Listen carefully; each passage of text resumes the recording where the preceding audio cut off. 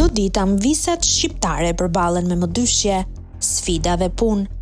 Përpara se të përballen me këto sfida, tradita e kërkon një filxhan me kafe turke.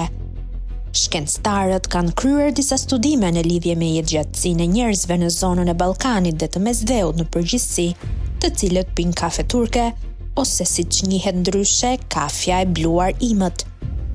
Kafeja e ka origjinën në Kafat e Etiopisë, megjithatë emri i saj vjen nga arabishtja. Kafja e parë është prodhuar në Yemen, ku shumë besimtar pinin kokrat e kafes të tretura në ujë për të qëndruar zgjuar gjatë lutjeve. Në ishullin Ikaria të Greqisë, të gjithë banorët e nisin ditën me një kafe turke. Ky ishull gjithashtu njihet të ketë popullsinë më jetëgjatë në të gjithë vendin. Kjo frymëzoi disa shkencëtarë të studionin efektin e kafes dhe mënyrën si jetesës tek jetëgjatësia e njerëzve. 142 njerëz të grup moshave të ndryshme morën pjesë në studim.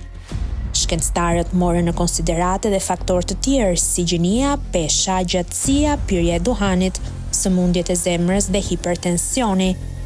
Rezultatet e studimit treguan qelizat endoteliale tek njerëzit që pinin më shumë kafe turke, dhe këto qeliza kishin një performancë më të mirë.